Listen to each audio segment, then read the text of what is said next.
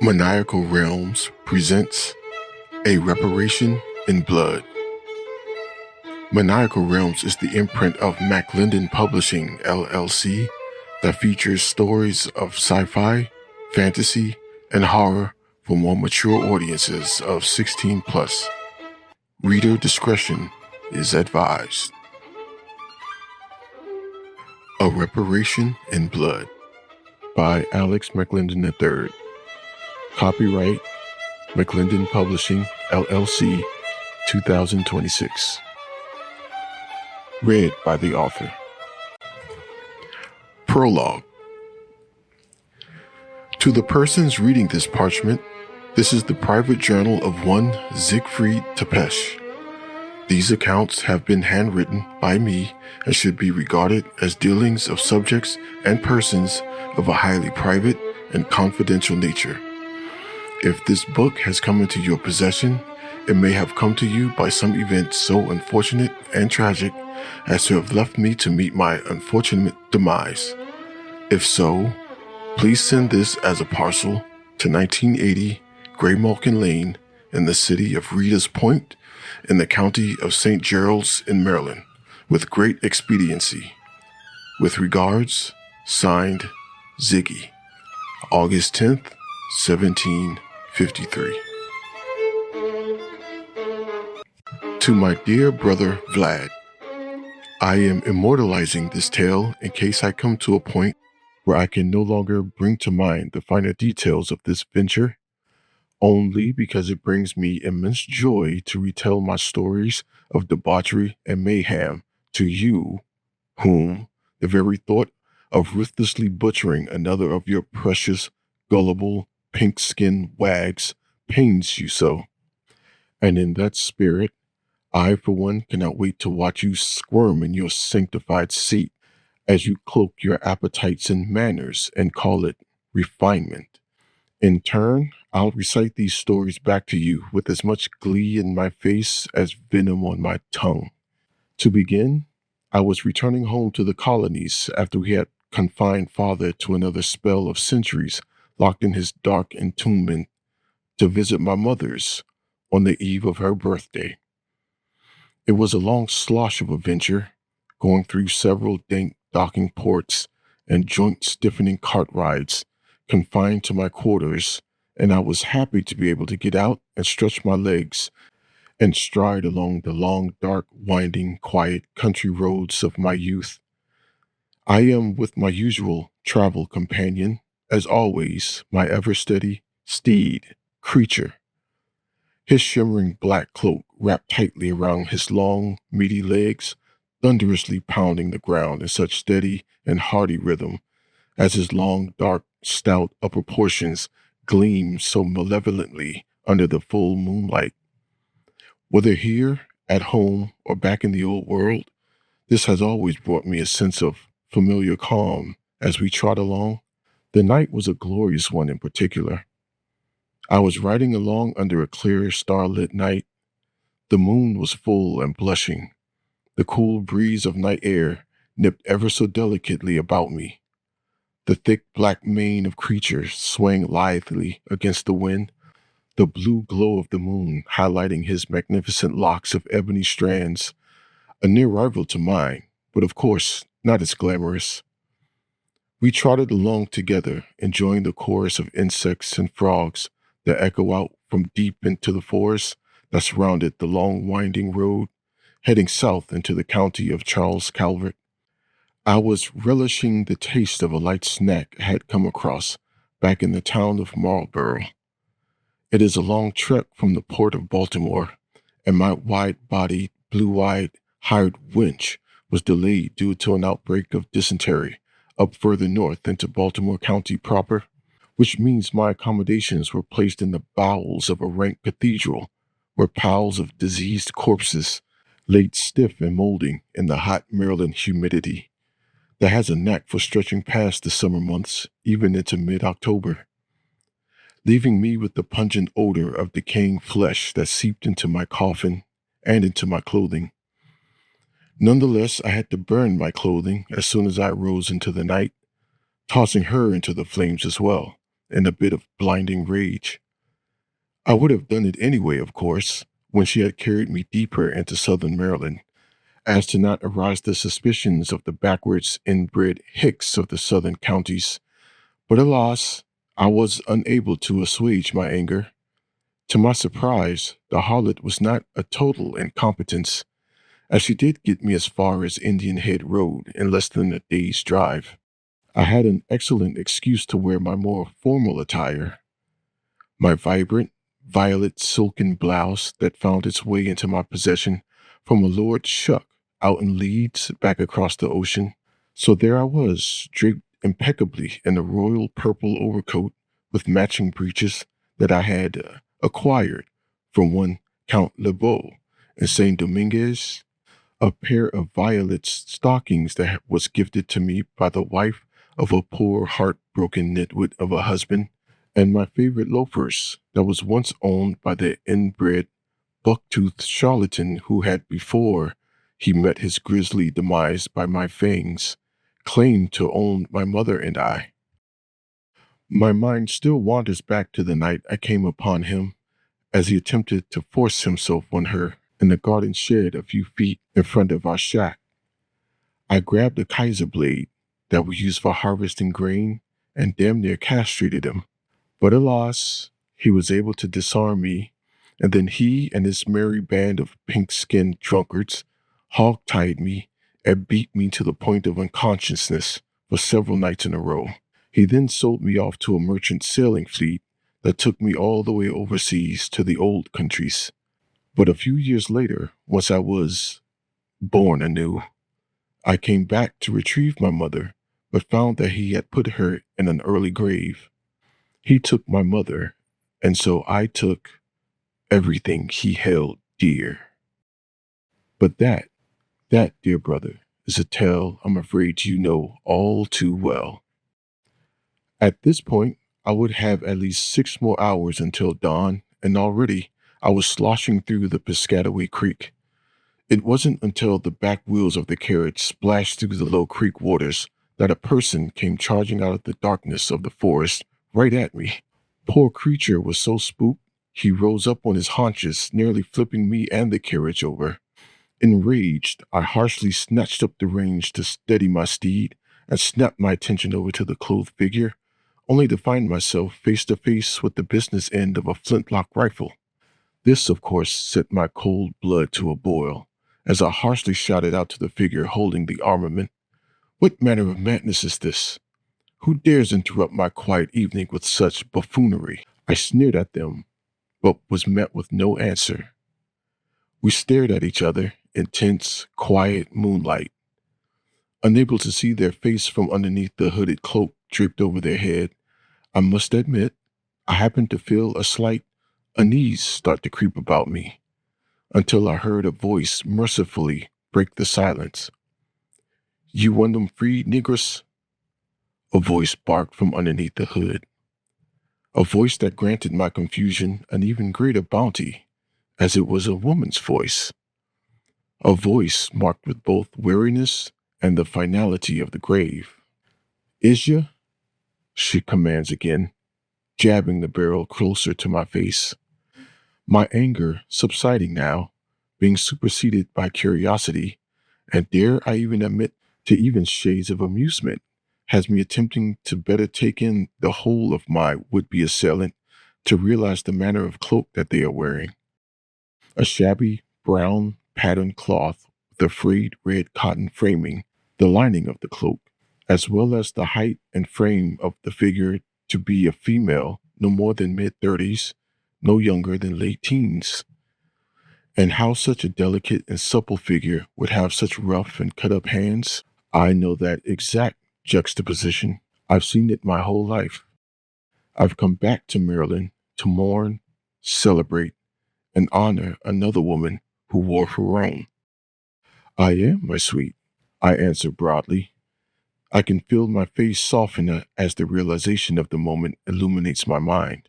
"And oh, so much more," I continue as an inviting smile stretches across my lips. The barrel lowers cautiously as she starts to pull back her hood.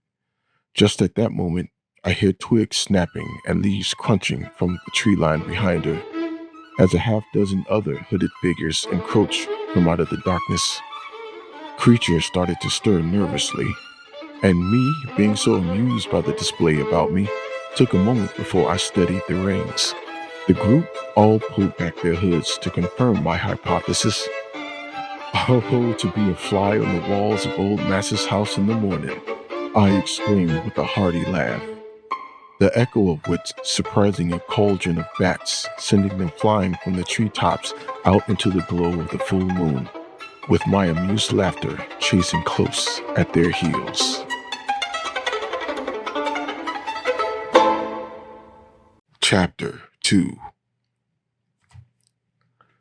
The group of runaways recoiled in horror at either the sudden loud cackle that rang through the night, or that I didn't shield my faint smile from them quick enough, or possibly both. They instinctively took a step back towards the woods as the rifle was raised up once again. My apologies, friends, I say while trying to contain my laughter. I've been away for a very long time, and I'm just thrilled to see others take after my spirit of rebellion. Come now, sissy, one of the group calls out. A younger female, but not younger by much, with her hair pinned up into a swirl of curls and bright green eyes that shine glamorously in the moonlight. Even with mud-caked bare feet and a filthy cloak, she was still pleasing to the eyes indeed, the grime making her even more striking. In another life, I would have made her mine, but then again, a beauty like her would find more belonging and class in my current life. I felt her snatch away from my probing eyes as she reaches over to tug on the other woman's shoulder. Come on, sissy, leave him, she exclaims in cautious urgency. Gal, hush, she retorts harshly, snatching her garments away from her grasp. He got a nag and caught. We need that. We can make our way up to Townsend Town for daybreak if we hustle. Charlie, goose boy, she barks to the crowd of hooded figures. Get him down off that nag. At that moment, two of the larger folk starts towards me and Creature. Had this been any other occasion, I would have delighted in showering the grass with their blood. But this being at a moment as such, I figured I'd play along.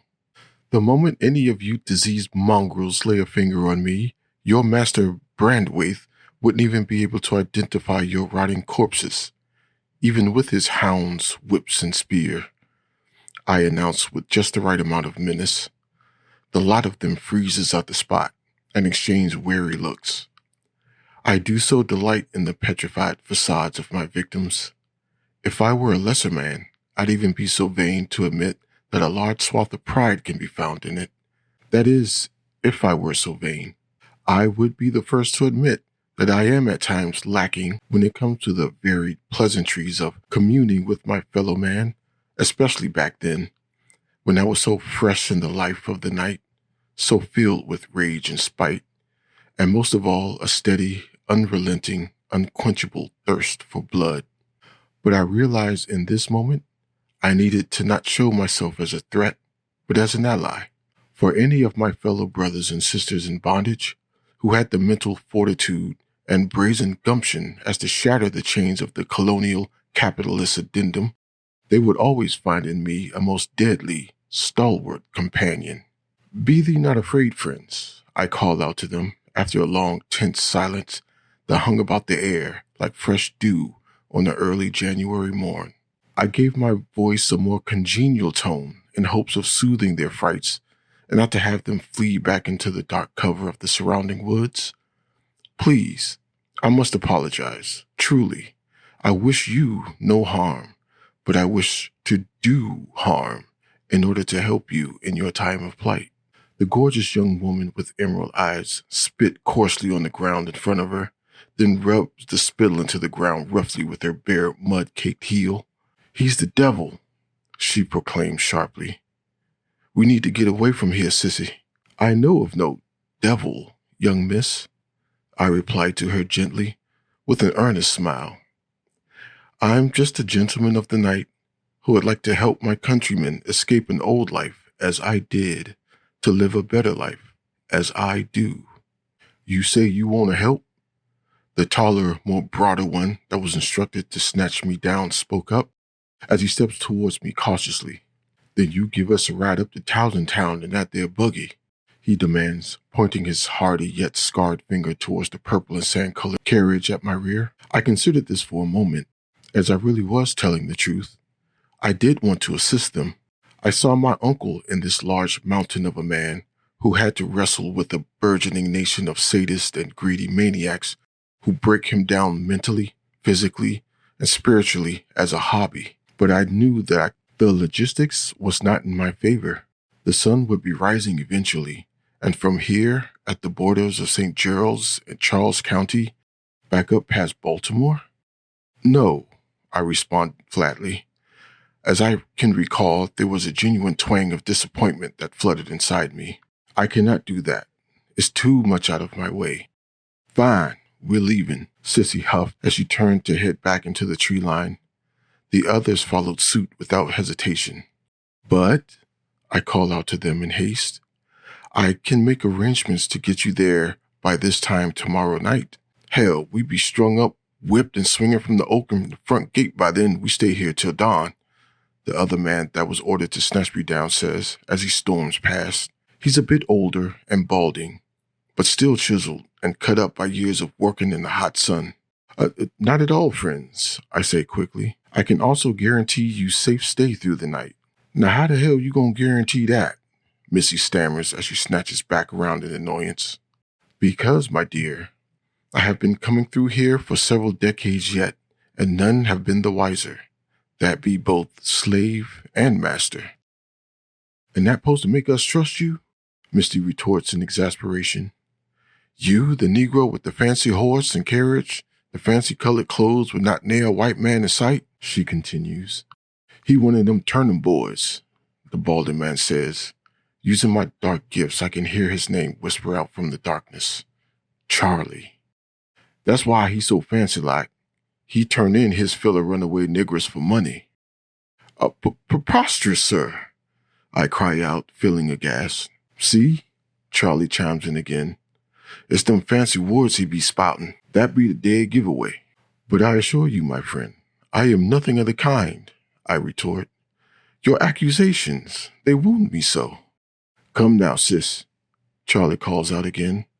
He places a hand on her shoulder as to lead her away back to the group entering the forest. Either shoot him or get to getting. If I may retort to defend my honor, sir, I responded. I know of your current situation quite intimately. I too had once worn the shackles of white man's greed and pride, but I have long since shaken off those confines and found a deeper means to escape the pain and rage. And now I simply wish to share my fortune with you lot, I say, keeping my voice light and cheerful.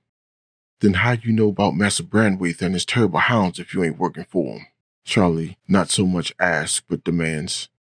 I take a moment to formulate a good response, puzzled on how to answer genuinely without causing any more fear or confusion, until finally I just admit it. Let's just say I heard it. They all stare back at me with wary faces. You didn't actually tell me, mind you, but you said it, nay, you screamed it in your head. I knew, of course, this wouldn't be a satisfactory answer, but it was the one that would do for now. There is much about me you won't and wouldn't understand, and frankly, we don't have the time to explore it, because at the moment, your pursuers have been alerted to your trail by their hounds, and you will all have to make a quick decision right away. The group gave each other confused looks as they registered the statements I had just told them. Sissy raised a skeptical eyebrow as she fixed her mouth to rebuttal. She barely got the words out, "How do you," before barking was heard in the background, not too distant from our current position. They all snapped their attention over to the thicket of trees that lined the road to our east. I can sense their heartbeats start to race as panic rolls over them one by one. As I was saying, I called out, we don't have much time, as I've heard them bounding this way in the forest for the past several minutes. You must come with me quickly, I say to them. There was more pleading in my voice than I had realized. Even still, they all looked about me with great trepidation, reluctant to move either way. I can hardly blame them in truth. If I were in their position, I too would be weighing my decision heavily. To trek back into the woods and try to outrun the mob, coming to collect you and take you back into the labyrinth of malnourished brutality, or into a possibly dangerous stranger's carriage, bounding somewhere you're totally unaware of. But that is the stage in which the ancients chose to beset us, and so play this dangerous game we must. The echoes of the barking drew ever closer, a sound that I am all too familiar with. Enough to know that once they pick up on a trail, their barks start to meld together and get more frantic. They start to resemble one long, crazed yelp. "Sissy? Goose boy," a voice calls out from the dark thicket of trees, just a hair louder than the crazed barking. "Y'all come on out now and end this," they call out. "Papa," another man cries out, a younger man, just hair's length from boyhood, with the look of a petrified deer etched upon his face. Then Goose Boy, the large man who along with Charlie was ordered to snatch me off that creature, glances over at me and then at my carriage and back over to me. "Quickly," I say to them. "We must make haste." Still, I sense the hesitation keeping them locked into place. "You have my guarantee," I say as I turn to face the largest one, named Goose Boy. "No harm shall come to any of you, but we must move now to stay ahead of the hounds." Once we locked eyes, we both knew what we had to do. "Quickly, inside," I whisper over to them. In just one moment, they all scatter over to the back of the carriage to pile into the only compartment that has a door. It has a small metal latch to the left side of the door that allows it to swing open widely. The one window on the door is a small cube-shaped opening with a thick purple curtain draped down covering it from the inside. I heard shrieking and frightened cries from behind me as I unlatched the metal handle to let them in. The unnatural speed at which I had dismounted creature and met them at the door had stirred a terrible fright in them. It was not intended, of course. I was just caught up in the tension of the moment and reacted with my night abilities, as I call them, that had become second nature to me at that point. I gave my apologies and reiterated my intention to not cause any of them harm and to ensure that they make it to their destination of freedom while in my care, which I would come to find fell on deaf ears, as when I turned to face them, all eyes were locked onto the ebony casket with gold trimmings. "It is a bit garish," I say to them in an accommodating tone, "but we have no other option and no further time to delay." The cracking of twigs and tree limbs under boots can be heard underneath the crazed dogs barking and the mobs bellowing. I can see that they could hear it too, as their gaze snapped over to the tree line. "Come," I call over, gesturing towards them. "You all should be able to fit in, but one may have to ride with me." Minutes later, creatures bounding steadily down the road, with our new crew intact, snugly hid inside the carriage, the barking growing fainter and fainter in the distance by each second. The gorgeous woman with emerald eyes and fierce composition would turn out to be the odd duckling out that didn't fit in the carriage, and so had to ride atop me with creature, her sitting in front and me behind her. It took a fair amount of convincing still that I would honor my word and no harm would come to her or any of them. But what they didn't know was I do so plan to do some harm.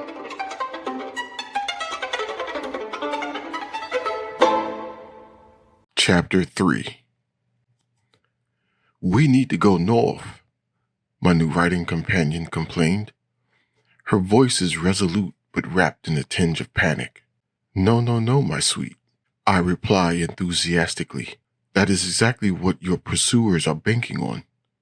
The further south into Charles County we go, the longer you can avoid capture.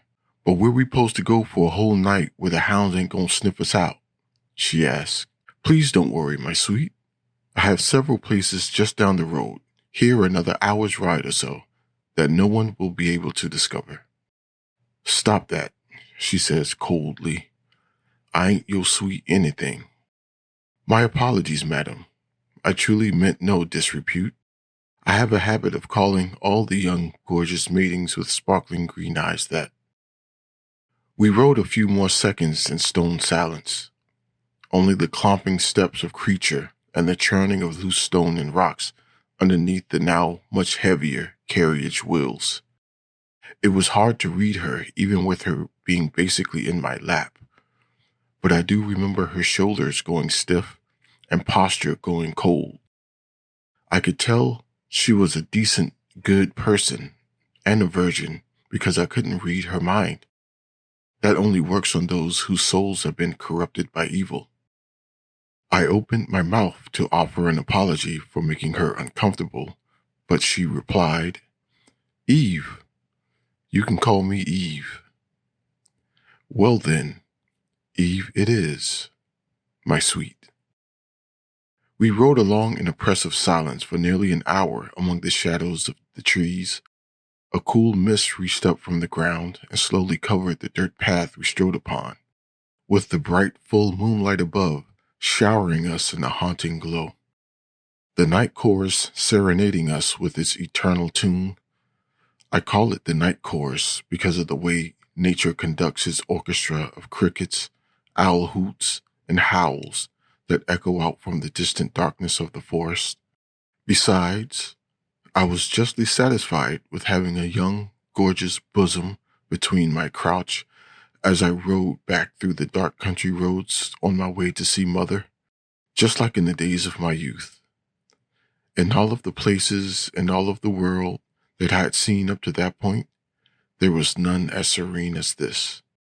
Unfortunately, that serenity would soon once again find itself shattered as we approached torchlights glowing from around a bend just down the road. Up ahead, Eve shrills, those being the only words she's uttered for over at least 40 minutes. Oh, we gotta stop, she says in a panic. She starts squirming around in the seat, no, in my lap, threatening to irritate my loins, or even worse. Do calm yourself, young miss, I say as I bring Creature to a halt. He was starting to feed off of her agitation and bucking his head gently. There is no need for alarm. I've already ascertained there may be a patrol about and have the situation well at hand. As for you lot back there, I call out to the carriage behind me. After a quiet pause, Charlie quickly juts his head out from one of the side windows. His bald scalp shines brightly in the moonlight. He shoots me a look of wide-eyed confusion with a tinge of concern.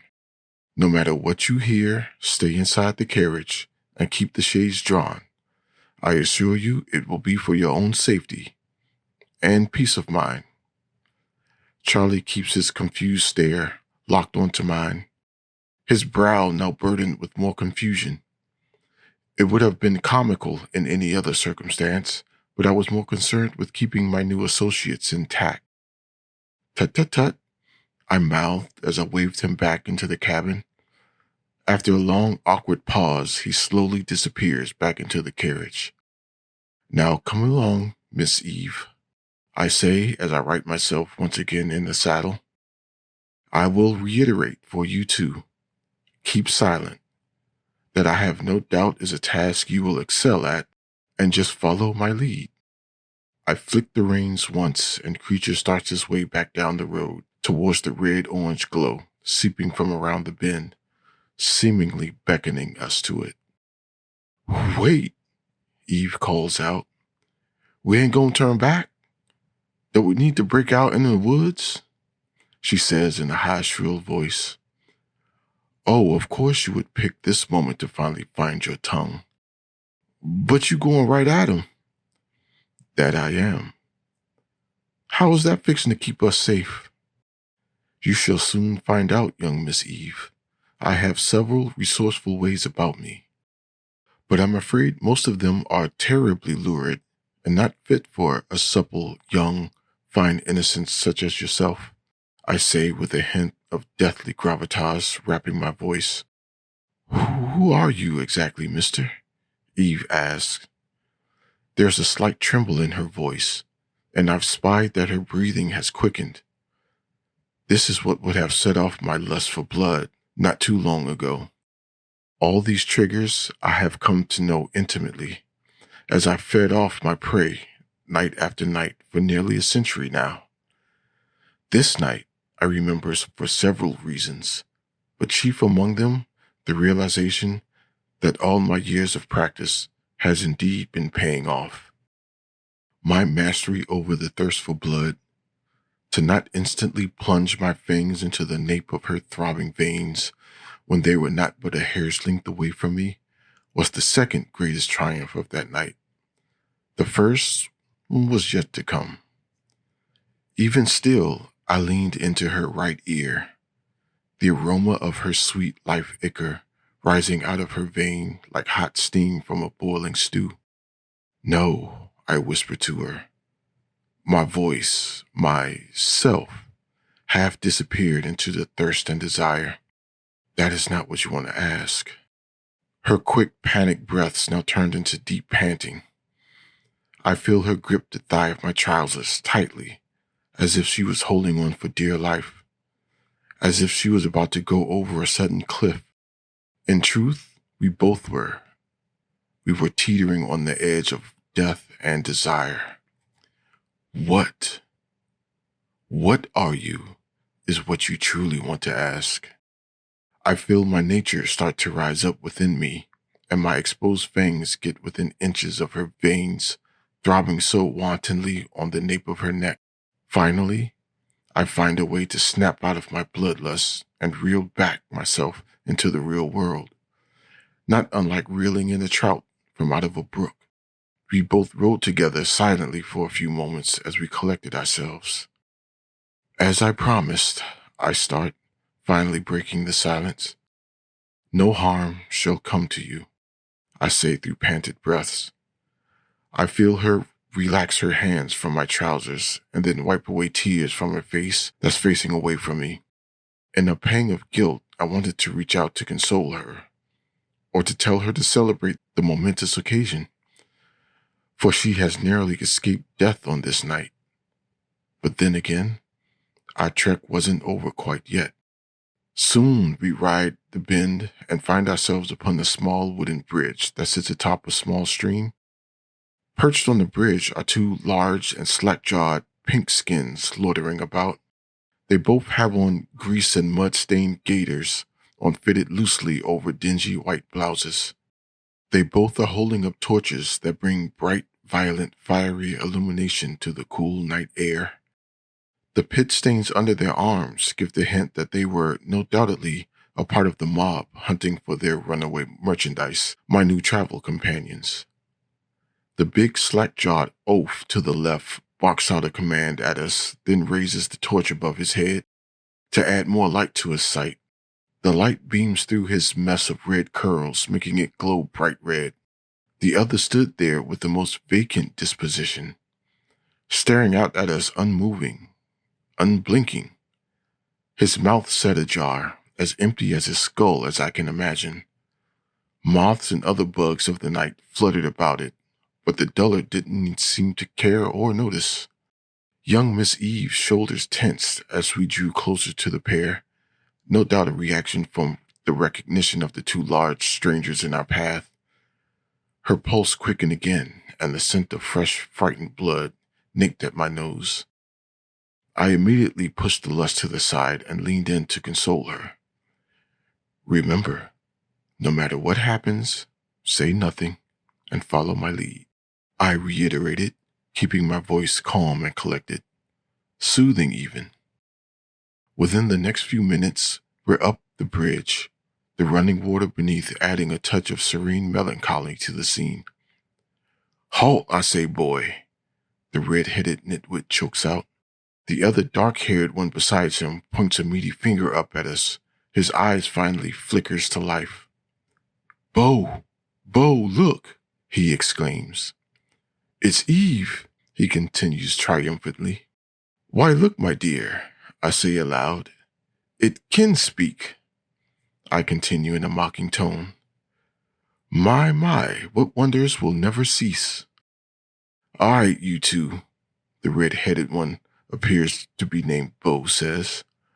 Off that mare, now, he commands.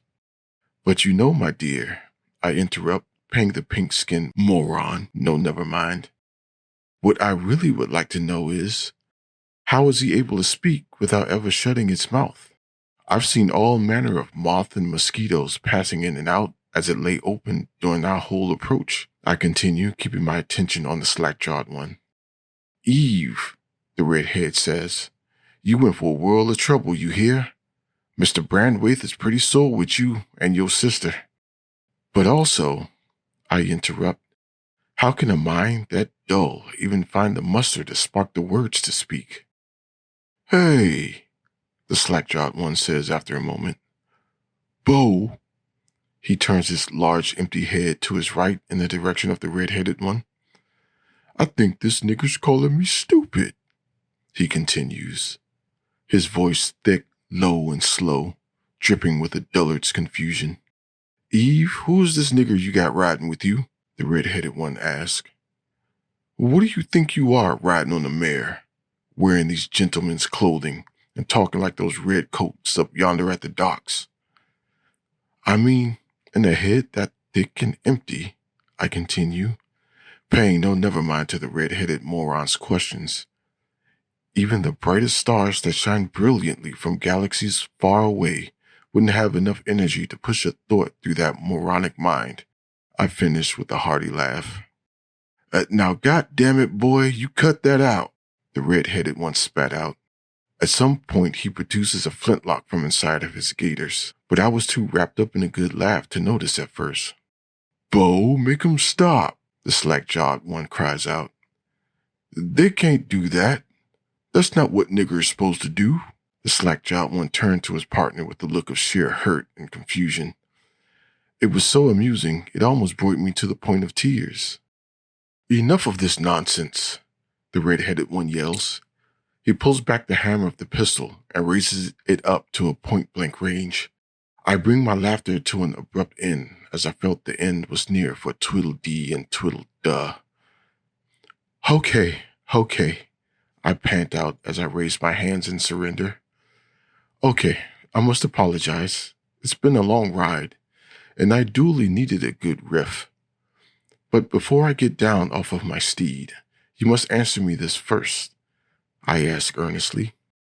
As I drain the life from your eyes, who will you think of last? I ask, drawing my attention over to him, embracing my true nature and making sure to lock eyes with his. Your beloved grandmother, Pearl, or your poor childhood puppy, Lucky, who was killed and eaten by a bobcat when you were just 8? The realization of my words, then the utter fear that flashed through his eyes is the best part, and the fear settled in his eyes spectacularly. It often does with wicked and guilty souls, and there are none more wicked and guilty in the modern world than the abusers and users of slave labor. Eve, I call over to her gently, close your eyes and don't open them until I say. The redhead raised the flintlock again, but I used my dark arts to dismount creature and etch 3 deep slashes across his thick, flabby neck before he can bat an eye. He squeezes off a shot that goes out wildly into the forest and drops the torch from the other hand. Then I tackle the slack-jawed one and sink my fangs into his gullet and drain him of his life essence. The red-headed one doubled over, grabbing at his neck as he choked and gagged on his own blood. With the torches out, all that was left to illuminate was the solemn glow of the moon. The slack-jawed one slowly stopped kicking and flailing and went limp just as I had taken my fill. I slowly stood over his corpse and took a moment to catch my breath and compose myself.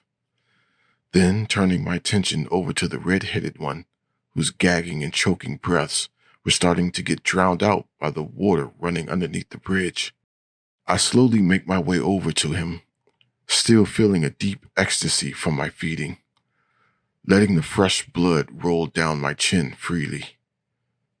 The red head finally falls onto his backside at my approach, and then starts to scoot himself backwards in an attempt to get away. "Tis, tis, tis, strumpet," I call out to him. "You silly goose, and where do you think you're going? There's no escape for you now. Not for you or your master's house. For you should not worry. You won't be the only one being sent to Oblivion's gate this night," I continue. I hover over him, basking in the fear in his eyes, reveling in the smell of fresh blood pouring out of his neck, through his hands, and the planks of the wooded bridge, plopping steadily into the creek below. "Tonight, every pink man at the plantation will join you," I exclaim as I reach down with sharp claws and dig deep into the side of his throat. I twist and rip at the flesh, relishing as he groans and twitches in pain at every excruciating motion, until I tear an apple-sized chunk of flesh off of his throat. He kicks hard for a second or two until he lets out a final long gurgling sigh. I hold up my trophy of violence in the moonlight and let the blood drip down into my open mouth, onto my blood-covered tongue, then squeeze it until the blood runs dry. I stood up, finally, and tossed a grisly piece of viscera over the railing and into the water below. So it was poor puppy Lucky after all, I mused to myself as I make my way back to the carriage. The bridge was now awash in the violet-blue glow of the moonlight, the shadow of the treetops casting macabre shadows on the wooden planks below as they sway in the delicate wind. Under the shadows, all that can be heard is the frightened sniffles and muffled cries of a fair maiden. "No need for tears, my love," I call over gently. "The business is done. Please, unclasp your hands from your face and revel in this victory for freedom." I reached up to ease her hands down, but she snatched away while giving a brief shriek. She moved so sudden and awkwardly that she nearly toppled over the opposite side and even gave Creature a bit of a stir. I immediately pulled back my hands as I tried to reassure her of her safety, but the poor thing was very near inconsolable. At that, I heard a stirring from the carriage. "You, back there," I called out to them. "One of you please come help console our young Miss Eve. She seems to have taken to a considerable fright, and I'm afraid I'm unable to console her."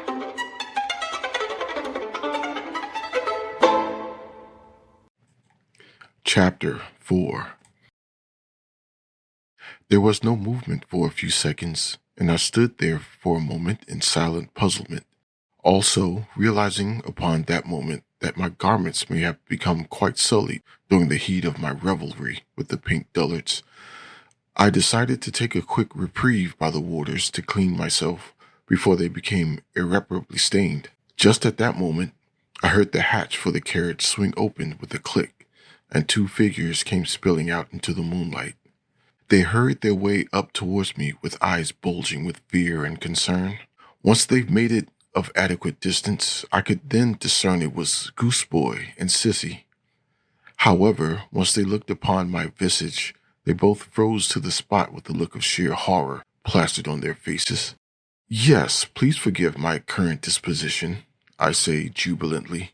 I pulled a floral print cloth from my breast pocket of my jacket and started jabbing at the red globs on my chin. "I'm afraid I may have lost my head a bit during the commotion. Please see to your companion, but do try and make it quick," I say while gesturing towards Eve. "The hounds have most certainly heard the rifle fire, and it will be on our trail once again."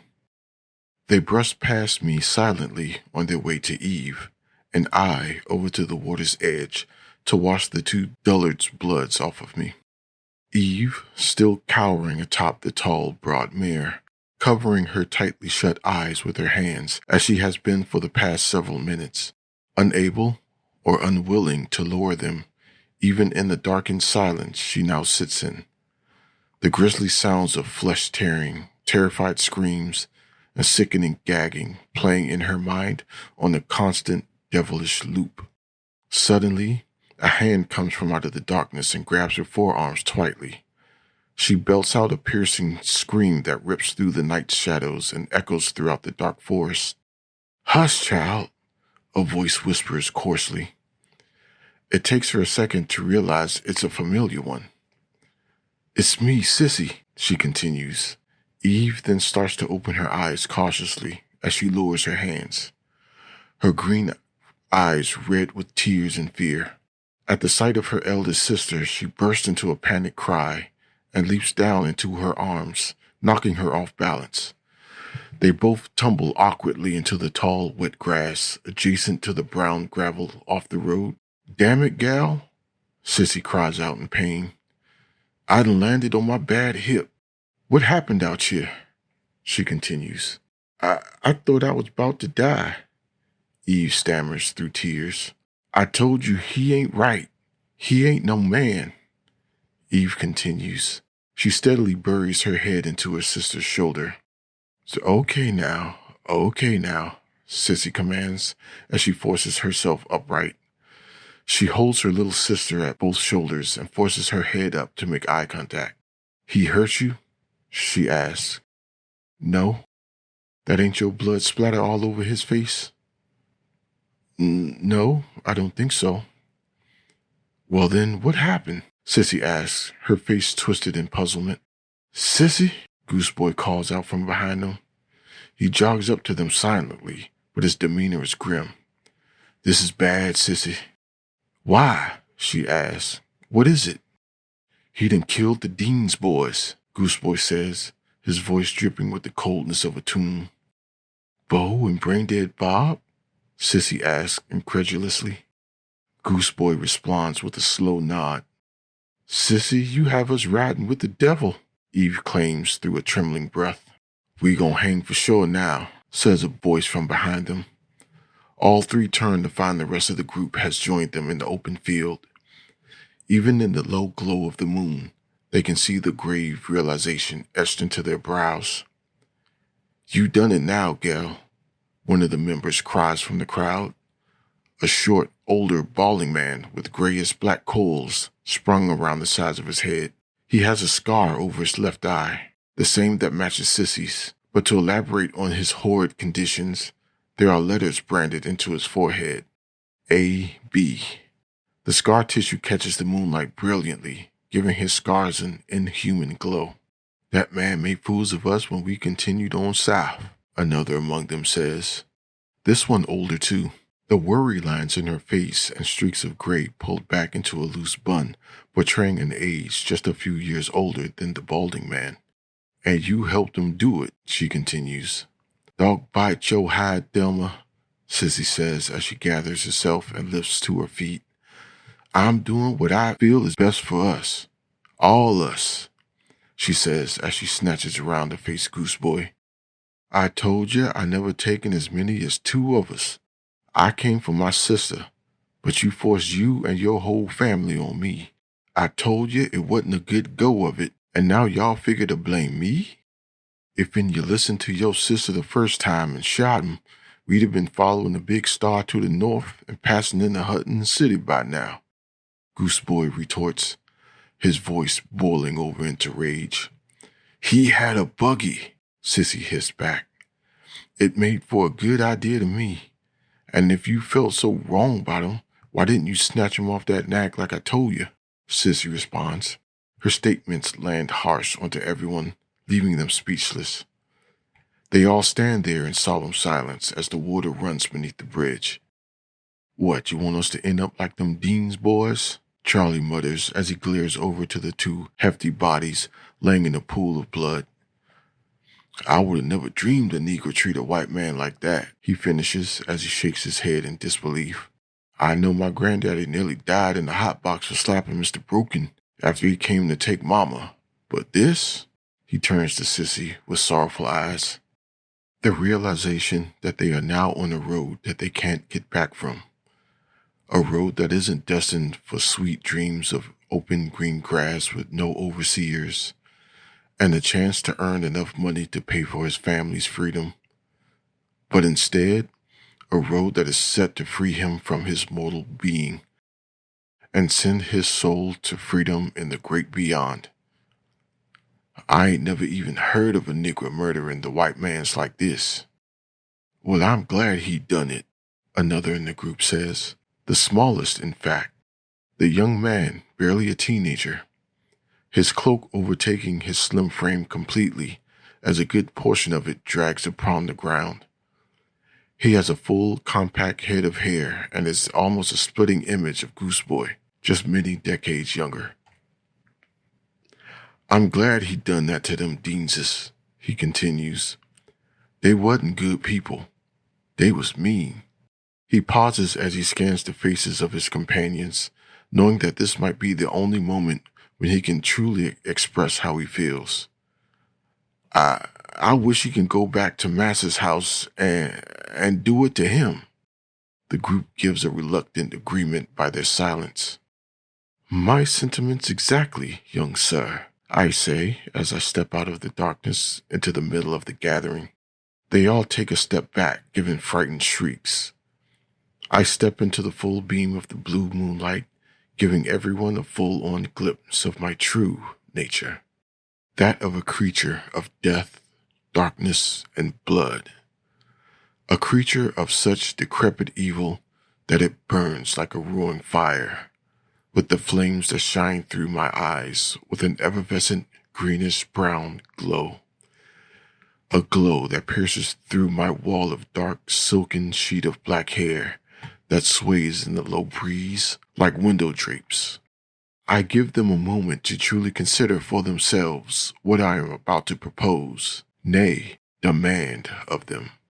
As the young gentleman said, I began, talking slowly and plainly to portray the earnestness of my words. I would very much indeed love to take my talents of death and gore to your master's door, so that the misery that we have known, worn, and endured like an iron cloak continues no more. I finish after ensuring I look every one of them in the eyes as to convey my sincerity. You can run on this night, and the next, and the next, and maybe their hounds finally sniff you out, or maybe a poor hungry vagrant turns you in for the bounty that's most assuredly pressed upon your heads after the dullard brothers are found, and then back into the cold, heartless press of the iron cloak you go. This time, affixed with even more painful shackles just to make an example of this night. Or, I start after a heavy pause. We do what those heartless pinkskins would never imagine we would, or even could do. Bring the righteous flames of enslaved rage, brutality, and suffrage to that plantation and let it feed on its grievous, bloated carcass until nothing is left of it but bones and ashes. I spoke, unable to contain the enormous amounts of rage I've carried for just about a century now. I paused to allow my seething contempt to ease back into a simmer and untwist my furrowed brow. Another cool breeze sweeps among us. I lift my head up towards the moon as I close my eyes and let the night gently caress me, bringing me back to my composed state. When I open them again, I am confronted with faces morphing from either concern to glee and fear to murderously grim. "And you sure you can kill all them white folk?" the young gentleman asked with the innocence of a child. How he has been able to hold on to that innocence is to me a miracle that I've long since stopped believing in. "Oh, you have my word, young sir," I answered through a broad, devilish smile, my fangs glowing viciously in the moonlight. "Why do it sound like you've done this before?" Charlie says. I can see a flicker of hatred flash through his eyes, and I can hear in a faint whisper with my night ears that he wants to bloody his hands just as much as I do. "Of course, my friend," I respond. I take a step closer, the moonlight stretching my shadow across the tall grass until it draped over them all. The Dalton plantation, just a few miles north of here, at the southern end of La Plata. the Galdens plantation, and of course the house of horrors that I used to call home, the Scheifel plantation. All burned to the ground, our brethren freed, and with only the whispers of the pink-skinned ghosts to recite their demise. I replied with a grin that bared too many teeth to be kind. For I have watched the so-called righteous Christian folk drown in their gold saturated with blood, while their former servants danced upon their skulls before they trekked off into the open fields of anonymity. I turned to face Charlie, whose face is portraying the violence running maniacally through his mind. And now, on this night, I have the esteemed honor to run into you lot of brave yet unfortunate souls, a gift from the ancestors, instructing me to ply my trade of blood and damnation once again. I then make my way back over to Sissy, producing the flintlock she had hours ago aimed at my face. Her jaw drops as I hold it up to her, flat and horizontal in my palm. We shouldn't leave our ancestors wanting, should we? I let the silence breathe before I spoke again. She slowly takes command of her trembling hands to retrieve the weapon from mine and sweep a timid glance over the group. I can hear their thoughts go from cool to murderously hot, and take a small breath before I turn the screw once again. I have seen what true justice looks like when the night has decided it had waited long enough. They stared back at me, unblinking. Sissy's lip trembled, caught between a prayer and blasphemy. Look around you, I say, spreading my hands from beneath my blackened cloak as if blessing the dark. This land has been baptized in our blood. Every road, every crop, every brick in those large white houses was built upon the backs of our mothers, upon the screams of our fathers. And what has our fathers' cries for justice done? It looks down upon our black skin and finds us wanting, unworthy to caress her bosom. But I pressed my hand to my chest dramatically. I have lived long enough, endured enough of those pink-skinned venom to know that their justice finds no wants for our African hands, just whips and demands, even for those that flee to the sanctuary of the good whites to the north. But allow me to bend your ear to the realities you will face as long as you're in this cursed land of the colonies. You are only tolerated, not accepted for who you are. Their avarice-laced hearts can only regard you as either slave or annoyance, a byproduct they must endure because of others' misdeeds and unfortunate actions. So let us tolerate their screams of mortal fear and cries of mercy. Let us show them the justice and freedom of an eternal slumber. Eve shuddered as she clutches her sister's arms, but she did not look away. Sissy glanced back towards the road, then towards the direction of the Brandwaite plantation. And if we fail, she whispers. Perish the thought, I say through a broad grin. You need only to affix me to the course of our proper heading, and I shall do what it is in my nature to do. The wind rose just then, stirring the trees and the few dead leaves on the ground. The moon itself seemed to lean in closer, waiting. One by one, they began to move back to the carriage. First Gooseboy, who grunted and slung his heavy arms across his chest. Reckon I'd done enough running, he said. Then Sissy, then the scarred man, then the boy, trembling but alight with something new behind his eyes. Finally, Eve stepped forward, locking her emerald jewels onto mine, her voice small but sure. If we go back, she says, then we going back to finish 'em all. A grim smile crept across my lips. So be it, I murmured. Tonight, we don't flee into the night. We become it.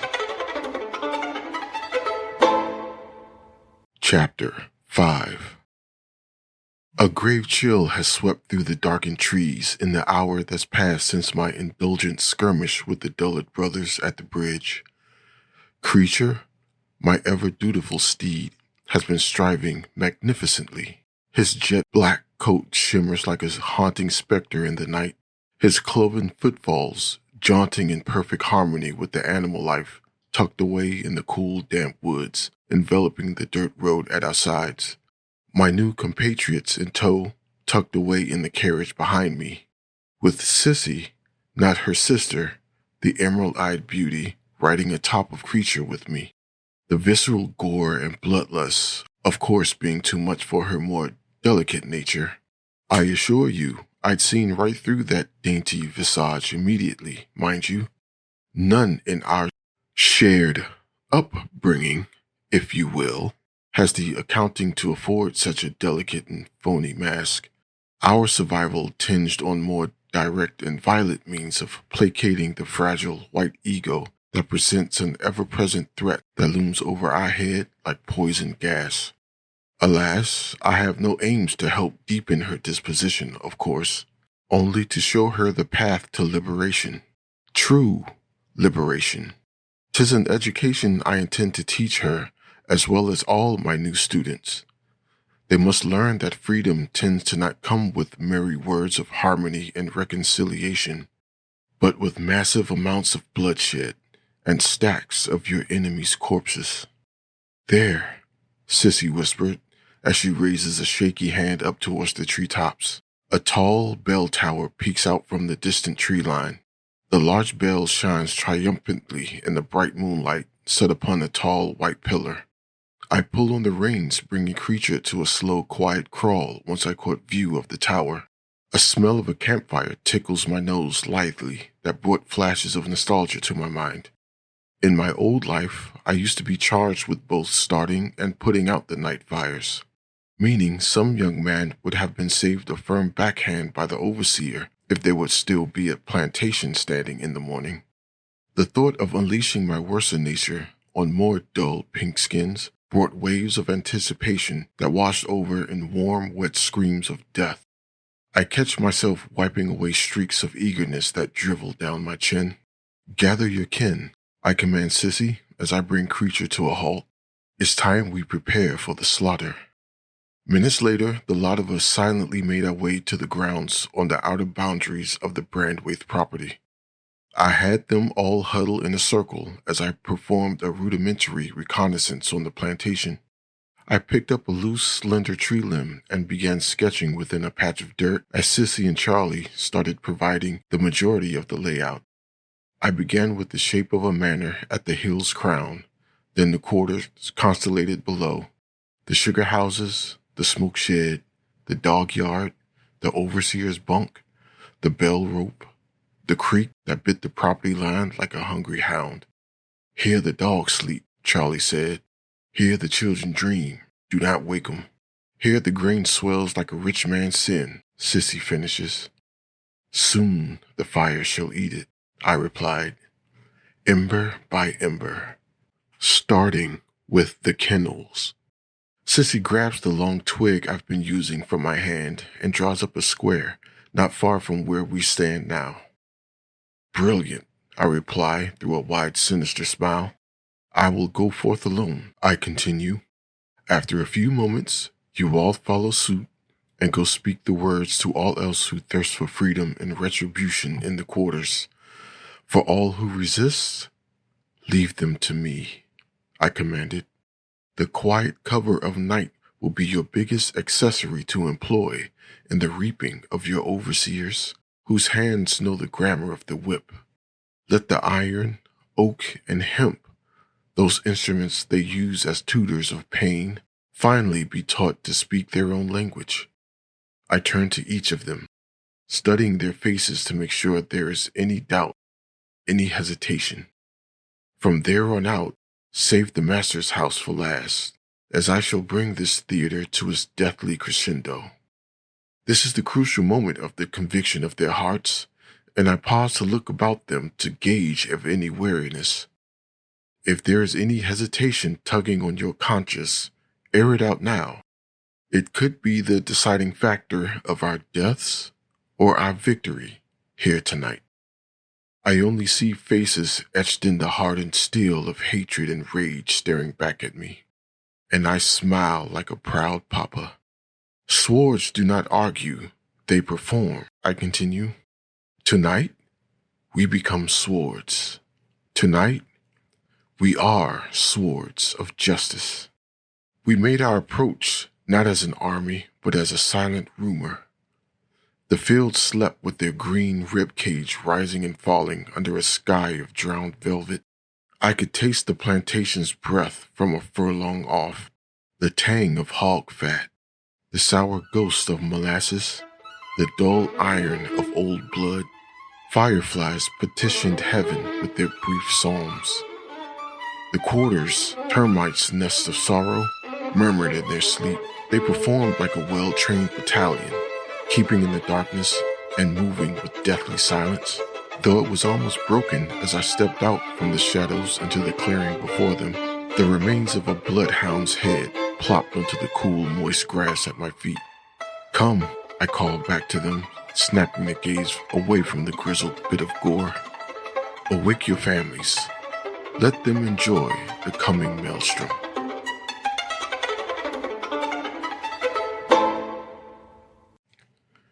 Chapter 6.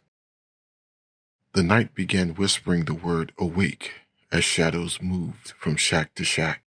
It had begun its contagion. It moved like dew, kissing brow after brow. Feet touched dirt.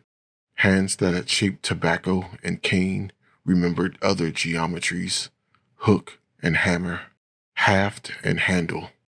How curiously joy sits upon a face that had never worn it. How ungainly the first smile, as though the mouth forgot it had that ability. I beheld them as a father might behold a harvest he thought the storm had eaten, astonished, then furious at himself for ever doubting. For my part, I went to the overseers. Some men are earthquakes on two legs, unfit for a bed that is not a battlefield. I passed their door as a draft passes the shutter. The latch sighed, and I with it. They lay in their shirts, too, sweat-bloomed, and read from the day's philosophy.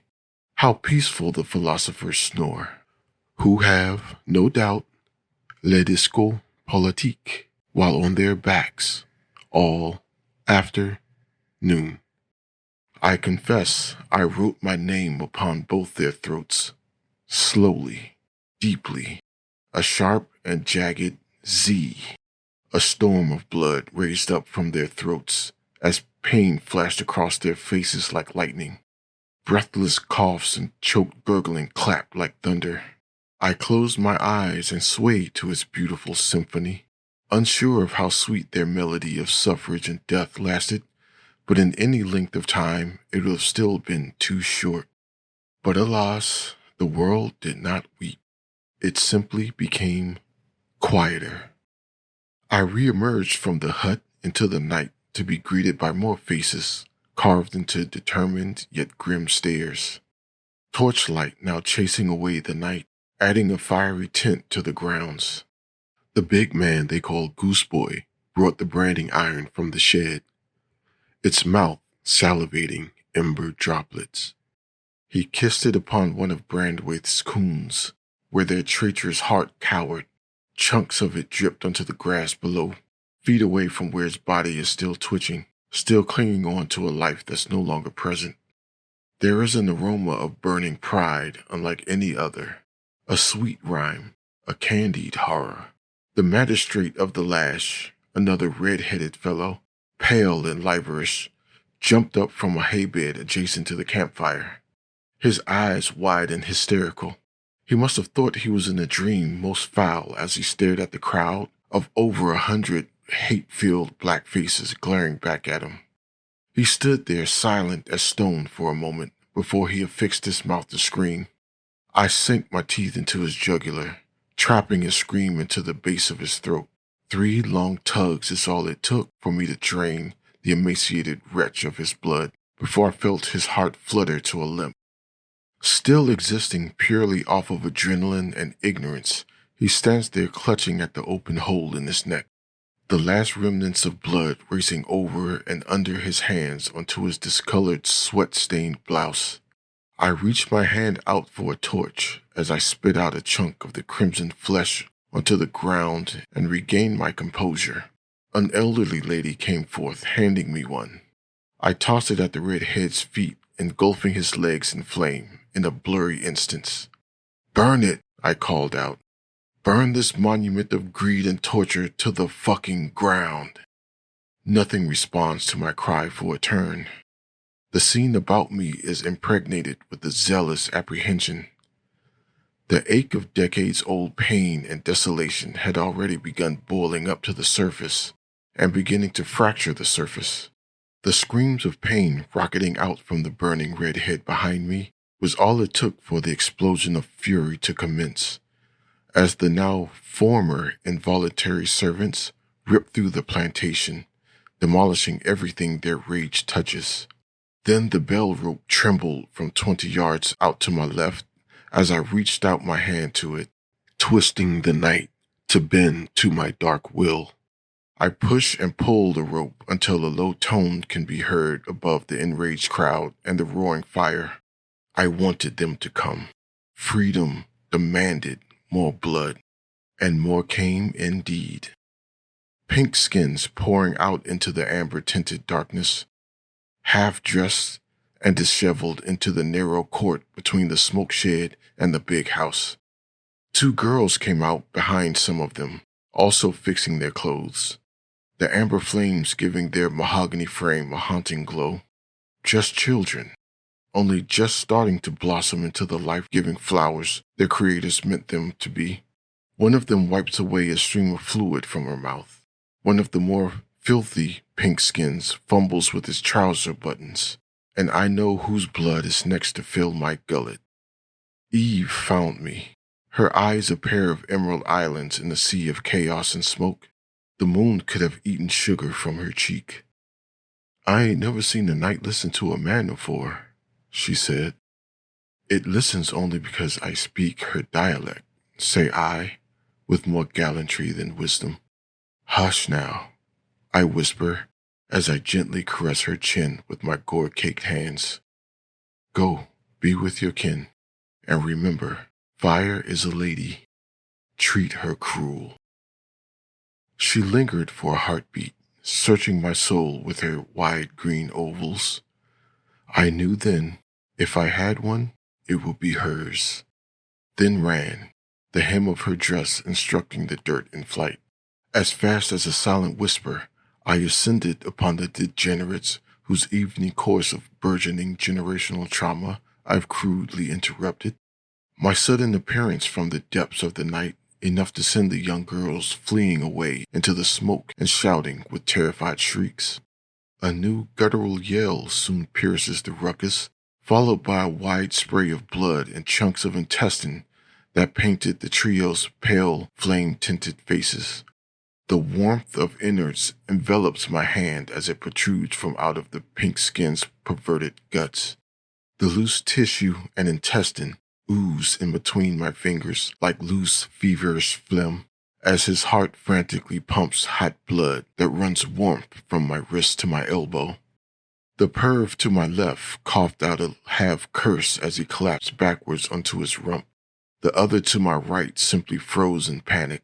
I waited until the shock started to drain away and pain rushed in like a high tide until I jerked my arm upward. Ah, dear brother, I can still recall the sounds of his rib cage fracturing and snapping, much like when you step on a series of twigs on a freezing February morn. A sharp, crisp snapping.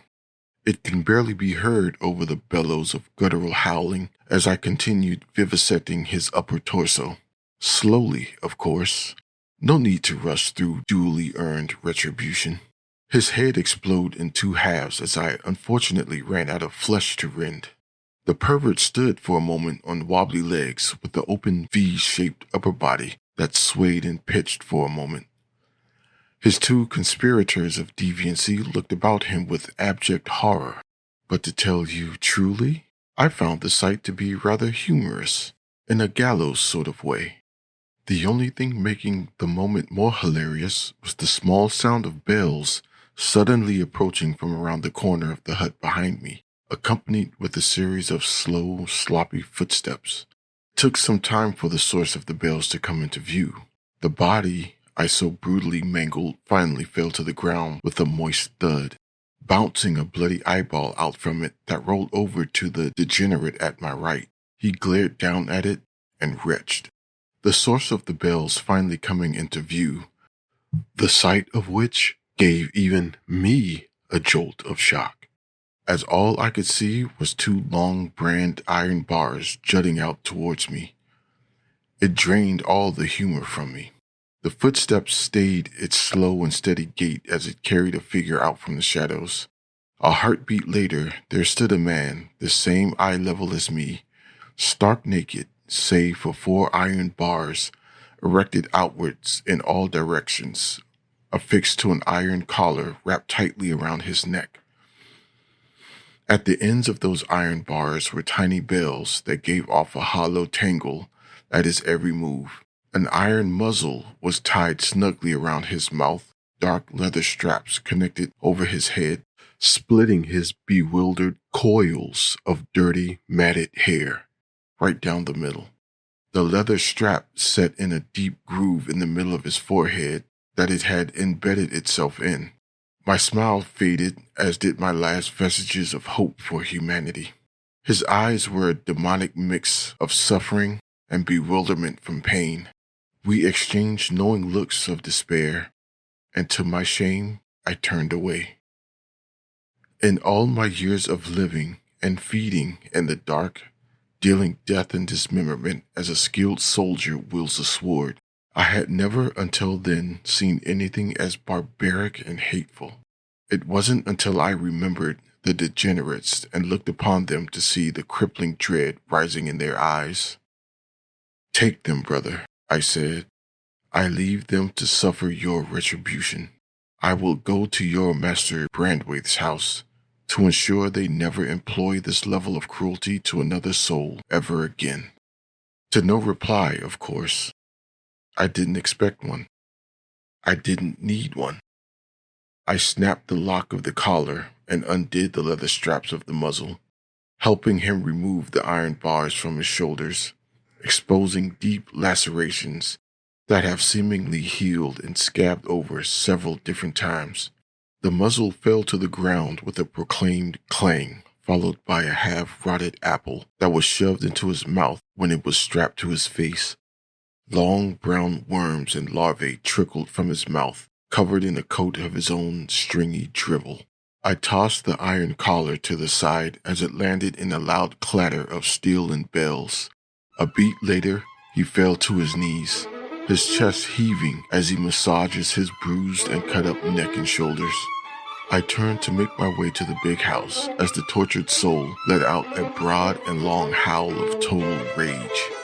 I turned to see him bringing down one of the pointed ends of the collar into one of the pervert's head. The bells jingle and jangle joyously as he rams them into it over and over again. The other pervert tried to crawl to his feet, but was consumed by one of the mobs, his scream getting drowned out by the roaring fire as I make my way to my true prey.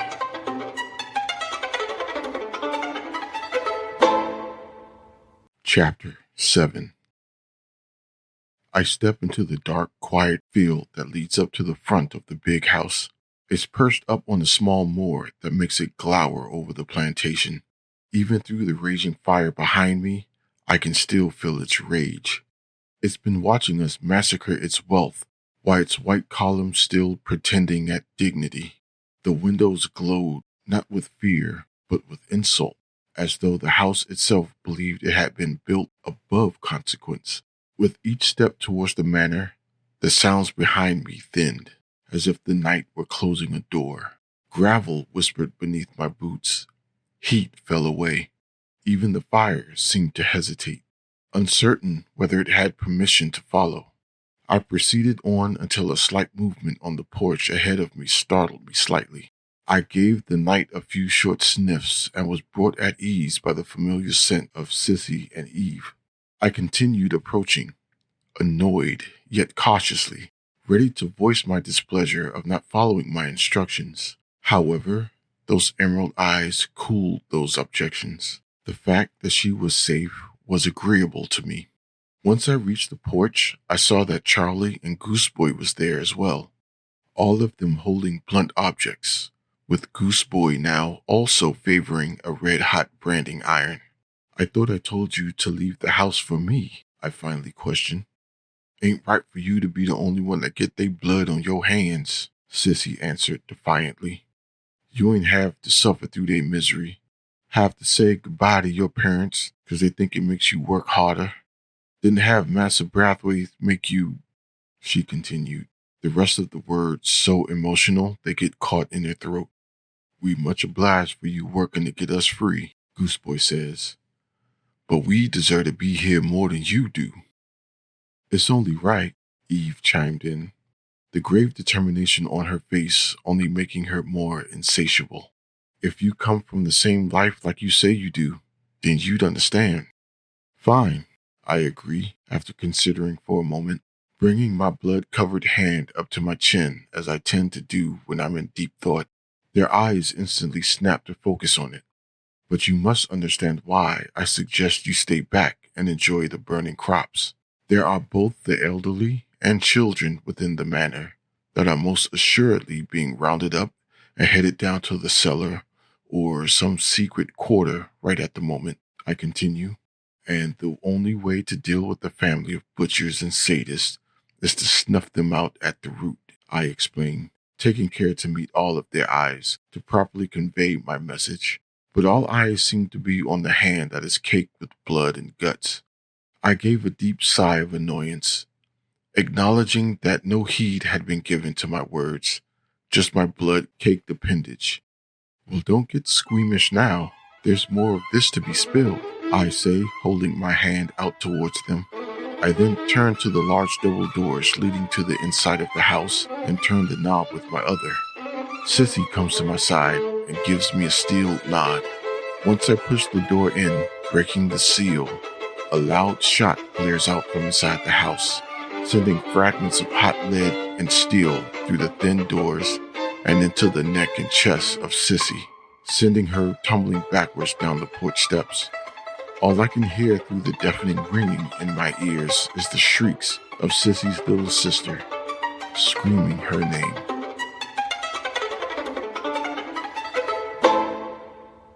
Chapter 8. In all those years, never had I been so taken aback. In all the years since that night either, have I been so riled with shock that I had stood frozen flat on the spot, my mind taking precious seconds to register what had just happened. What my eyes are seeing, the blood pouring out of Sissy's chest and neck, her eyes widened with shock, pain, and instant death that's forever etched upon her face, the emerald ovals of her distraught little sister as she hollers and wails over her body. I never known of love. Oh, I've read the many sonnets and novels that sings its praises and gives excuses of the many follies and foolhardy decisions of man, but never had I understood it until that night.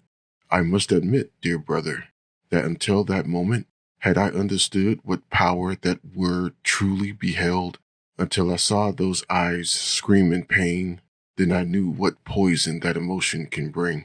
And when I felt it work its way up into my heart, I knew then why kings sunder whole nations down to ashes, and why men would slaughter whole households. To protect my emerald-eyed maiden from ever knowing this type of pain again, I would strike down the devil himself, or more appropriately, become the devil myself. Rage bellowed up in the pit of my loins like a summer's eve maelstrom that thunders over the Lac Kudosu back home. Rips of red lightning screaming through the red clouds that generated claps of earthquaking thunder. Another loud pop explodes again, followed by crashes of glass from the large bay window sitting to the right of the patio. Little Goose Jr.'s head splatters open like a rotted watermelon before he crumples to the ground. The group had retreated back down the steps to tend to the body of Sissy, making them easy targets as they stood out in the open, leaving only me in front of the door. When more blood and bits of brain sprayed onto Eve again, red lightning ripped loose of the clouds, and the front door flew off its hinges and thundered into the dark house. A collection of shrieks and cries are smattered randomly throughout a large dark room.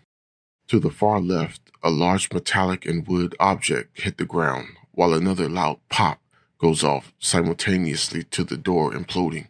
Fingers of thick fog starts to sneak its way through the darkness. I spy through the tendrils of fog that there are 10 souls in all. The elderly gentleman to the left that had just dropped his weapon, the grandfather, 3 children, the smallest a babe no older than 1 year old, being held by a mulatto, no doubt the babe's older half-sibling.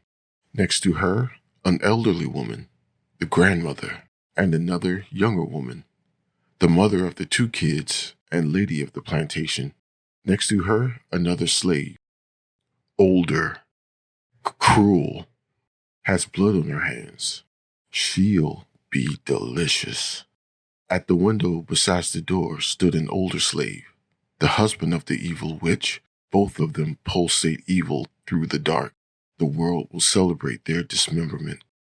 And finally, beside him, perched at the window, the cretin who just executed poor young Goose Jr., the man himself, Master Brandwaite. He clumsily produces 2 pouches from his jacket pocket that smell of copper and sulfur. The old slave at his right pleads with him to fill his musket. That goes out the window as a large black direwolf leaps into the room from the fog, glaring yellow jagged teeth that gleam viciously, illuminating the dark room with a deathly glow. A mass of black fur and long sharp talons. The woman scream, making the babes cry out in panic. "Shoot it, massa," I hear the old trader plead. I turn to my right and leap at him, sinking my fangs into the base of his neck. He gives a high-pitched squeal that lands pleasingly into my ears as I slice through his ventricle. One jerk of my jaws showers the curtains and Brandwaite in blood, making him drop his ammunition. I turn to his wife, who tries to run up a flight of steps to her immediate right, but I cut her off with a quick leap to block her path. A swing of my talons crosses her neck and shoulders, sending her hurtling towards the open door, a bloody mess. I then pounce again. My teeth rips the flesh of the cruel slave woman as I land on her, making her fall flat on the floor. Another tug of my teeth and the life drains from her. A scream rockets out again, a pleading, repeating the same word, no. The lady of the plantation, still clinging onto life. The grandmother and the half-breed start to scurry over to another set of stairs on the opposite end of the room as I pounce onto her. The screaming stops abruptly. The grandfather shakily reaches towards his musket, but stops as he feels my hot, malevolent breath beating down on his head and outstretched arm. He looks up slowly, realizing his final moments on this earth will end soon, violently. I see the reflection of my 2 large, sinister yellow slits looking back at me through the small oval lenses in his glasses. He makes for his weapon again. I bear down on the back of his neck with enough force that I bear down completely, severing the old fool's head from his body. It rolls to the feet of his wife, who stares at it and falls to her knees silently. She starts clutching at her chest with both hands as she froths feverishly at the mouth. She soon lands face down in the pool of her husband's blood and gray matter that leaked from the open cavern of his severed neck. A swirl of fog engulfs the room again as Master Brandwaite tries to collect piles of gunpowder off the floor with shaky hands. The fog creeps over towards the mulatto, whose legs are no longer listening to her brain. Liquid runs down the front of her fancy house dress and patters onto the floor at her feet. I step out of the fog and approach the frightened wench towering over her. She stands quaking with fear, still holding the terrified babe, both of their faces a meld of tears and panic. I collect the babe with one hand and lift her chin to face mine with the other. "My apologies, Strumpet. I fear I've made your better nature run all over your father's pretty floor," I say mockingly. But don't you fret, I continue. I'll happily extinguish your misery. Besides, our parentage is not of our choosing. You being a half-breed is no fault of your own. I repositioned her to face her father, whose face is ashen with dread. His mouth, surrounded with tears, snot, and spittle, twists and flaps open, as if trying to utter a word his breath is unable to muster the wind to conjure. I then slip behind the girl, moving the thick, curly strands of brunette locks aside from her neck as I repositioned the babe, holding it outward with one outstretched hand. Its body flailing and batting away at the open air. It squeals in panic and reaches out towards its older brother, who is cowering beside their mother's mangled corpse. Now please, young miss, say your last goodnights and simply close your eyes. I will slip you away into oblivion with just a quick pinch, and you will slumber silently and sweetly forevermore. I offer the terrified half-breed gingerly, keeping my eyes locked onto Brandwaith's. No, please, Brandwaith finally chokes out, holding his hand out for his oldest. I wait until he runs over to embrace his father, until a simple kiss on the neck and the flick of the wrist, and the room once again grows cold.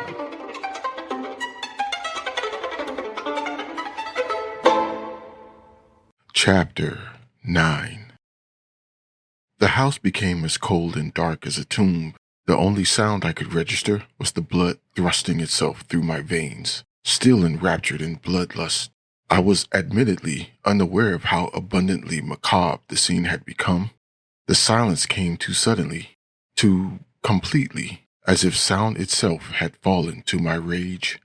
I came back onto myself and felt that silence envelop me. The darkness exacerbating the cold, quiet, reminding me of what my rage had wrought, and I struggled to look about me. Jesus, a limp voice cried out just beyond the moonlight pouring in from the front door.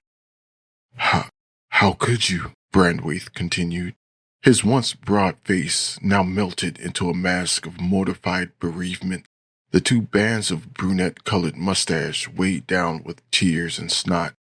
Just women. And babies, he pleads to me from his knees, clutching his remaining son tightly to his chest. The lad says nothing, does nothing, just stares out towards the floor with eyes that have been widened by malicious gore and vindictive evil. He just stares at the floor, unflinching, unblinking. Why? Brandwaith asks breathlessly, as his chest starts to heave. A low rumble of thunder rolls over the clouds of red lightning again in my mind, and before I knew it, I've snatched up the broken wretch and hoisted him up against the doorframe by the lapels of his dark housecoat. The boy drops to the floor limply and lets out a sharp cry, snapping him out of his stupor. Why? I retort angrily.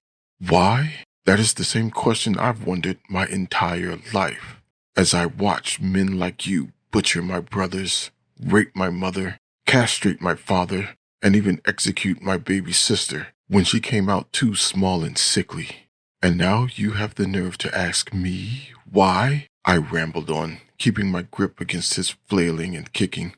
The boy stood up eventually and even attempted to attack me, giving a full arsenal of kicks and taps that landed lamely. You would have I agree to some hidden rule of civility and respect for the innocence of the women and young, while you give none of an accord, I continue.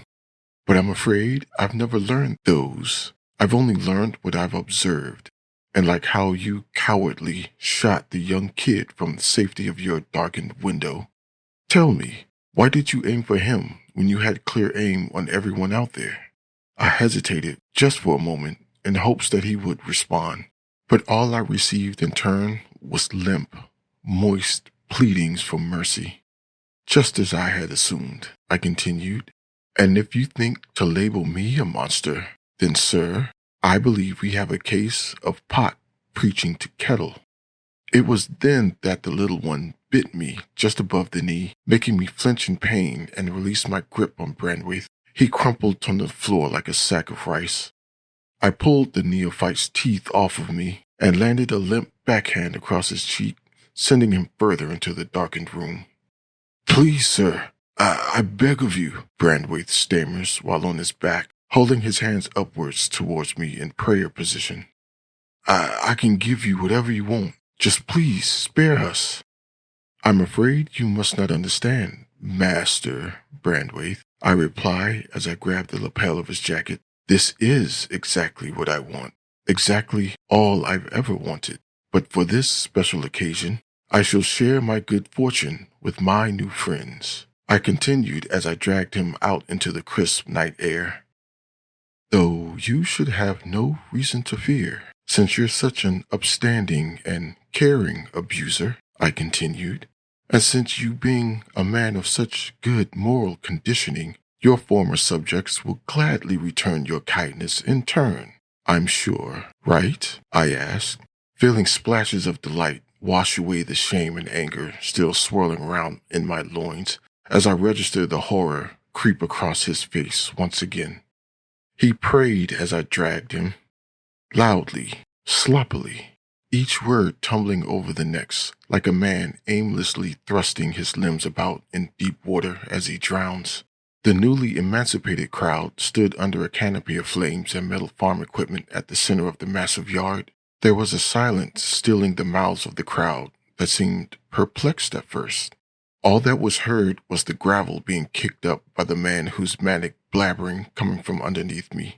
Then the quiet menace of the flames as they hiss and pop atop their torches, and I realized that was all that needed to be said.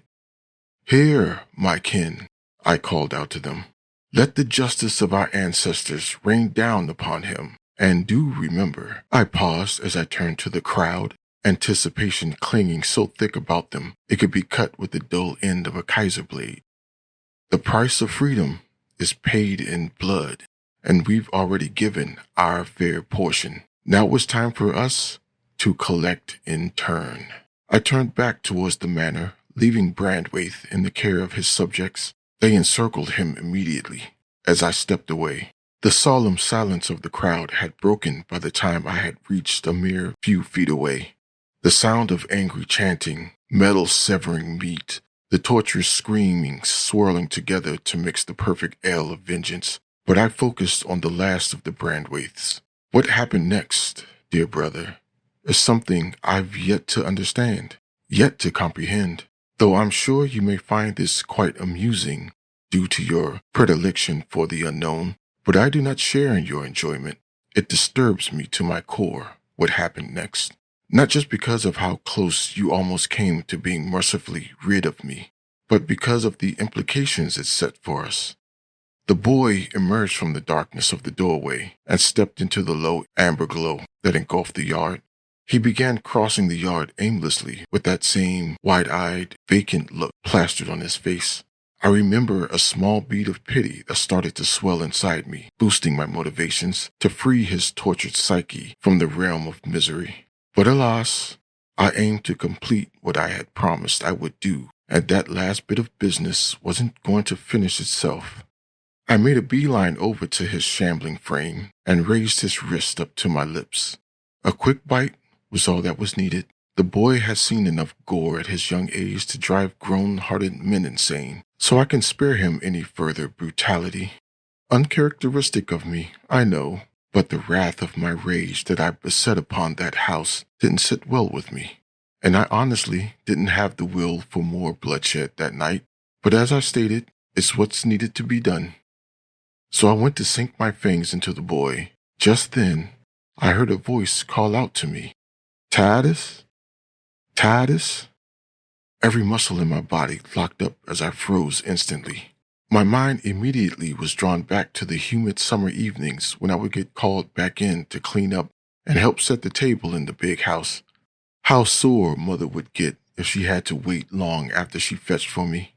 The voice was the same tone as in those summer evenings, the same way she said my name when it was needed something urgently.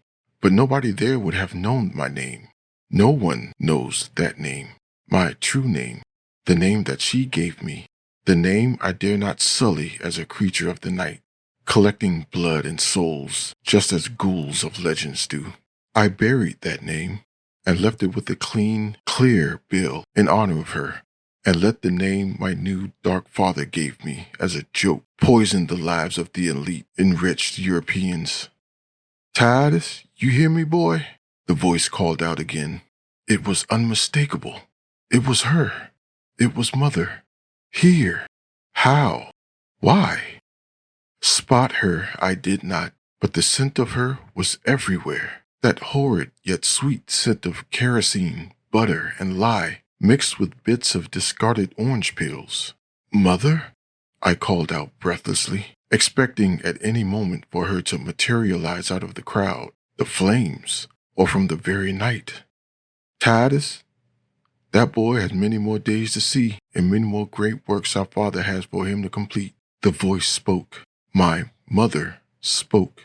I heard her clear over the roaring crackling of the inferno that's now consumed half of the manor, and over the crowd's rambunctious celebration of vengeance and freedom.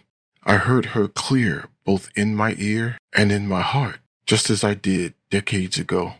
I hadn't seen young Titus in a very long time. So much has happened then. Too much pain and death has been endured since then. It wasn't safe for him to be here now. He would be so frightened, so ashamed to meet Ziggy. Our father isn't done with you yet either, Tutty, she finished. I came to my senses and noticed my hands holding nothing but air, where before I was holding the boy. He seemed to have vanished into the night. I hadn't released him. I hadn't felt any kind of struggle against my grip to force his release. Looking around the fields about me again, I spotted the boy not in the clear 20 yards distance I can see all about me, nor any tracks in the grass and dirt where I can trace his movements. He just vanished right within my grasp, after my mother commanded he be released from beyond the veil. I spent the next few minutes feeling completely distraught, calling out to Mother and melting into the ground below, as she would once again leave me in the night alone. It wasn't until I spied the violet glow low in the horizon that I finally moved. I had had enough for the night and wandered towards the front gate of the property. Once I reached it, I saw that creature was there, already waiting dutifully for me to return. But to my shock and surprise, sitting atop of him was a brown beauty with a vibrant set of emerald eyes. I believe she saw that mine was the same when we exchanged glances once I passed through the gate. I straddled the saddle on creature and wrapped my arms to both her sides, grabbing the reins from her grasp without uttering a single word, and tugged the reins just slightly, making creature trot along the dark road. We both rode in silence, but when she leaned her head back to rest it against mine, we shared a conversation about loss, loneliness, and pain that needed no words to speak. Just two orphans traveling into the silent chill of a new day's dawn, with morning waiting to embrace us at our destination with open arms. The end.